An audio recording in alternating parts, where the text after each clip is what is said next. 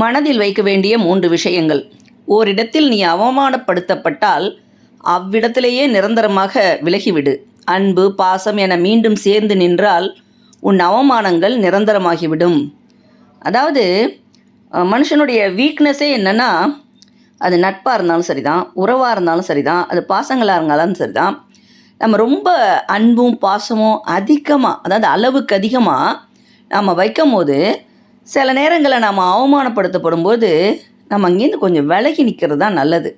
அப்படி இல்லாமல் நான் அப்படி இருக்க மாட்டேன், திரும்ப நான் ரொம்ப நல்லவன் வல்லவன் உங்ககிட்ட நான் நிரூபிப்பேன் அப்படின்னு திரும்ப திரும்ப திரும்ப திரும்ப நம்ம அவங்களுடைய உறவாடி எதிர்த்து சொல்லி நம்மளுடைய நியாயத்தையும் எதிர்த்து சொல்லிக்கிட்டே இருந்தோம்னா நிச்சயமாக நம்ம அந்த அவமானம் நமக்கு நிரந்தரமாயிடும்.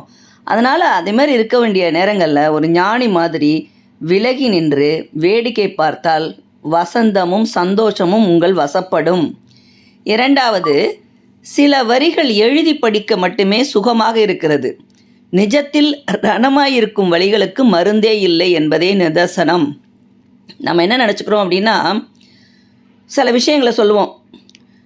இந்த இப்போ தாய் தந்தை அப்படிங்கிற உறவெல்லாம் மிகச்சிறந்தது, கஷ்டத்துலேயும் நஷ்டத்துலேயும் நம்மளோட நிற்பாங்க. அண்ணன் தம்பி அக்கா தங்கை அந்த உறவுகள்லாம் நம்மளுடைய துயரங்களில் தோள் கொடுப்பாங்க.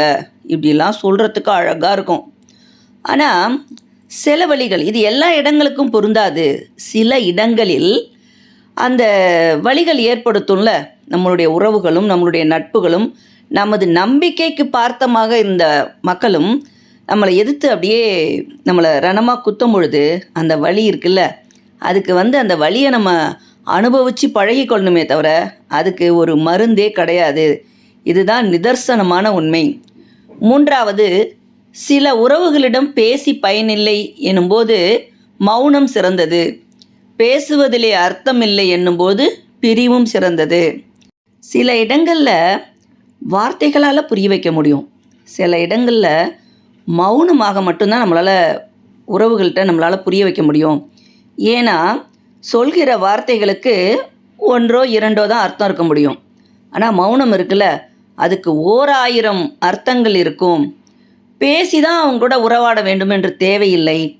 வலிகளும் வேதனைகளும் உங்களுக்கு வரும்பொழுது, துரோகங்கள் வரும்பொழுது அவங்கக்கிட்டேருந்து விலகி இருக்கிறதே நல்லது. ஆனால் நாம் என்ன ஆகிறோன்னா, ஒரு சாதாரண மனுஷனாக அப்படியே விழுந்துடுறோம். ஓ, இவங்க நம்மளோட எவ்வளோ அன்பாக இருந்தாங்க, ஒரு காலத்தில் எப்படி பழகினாங்க, ஏன் இப்போ இப்படி இருக்காங்க, இதெல்லாம் தேவையே இல்லைங்க. வாழ்க்கை என்பது ஒரு அழகான நீரோட்டம், ஓடுற மாதிரி ஓடிக்கிட்டே இருக்கணும். பிரிவுகள் இதில் உண்டு, சகஜம். நீங்களாக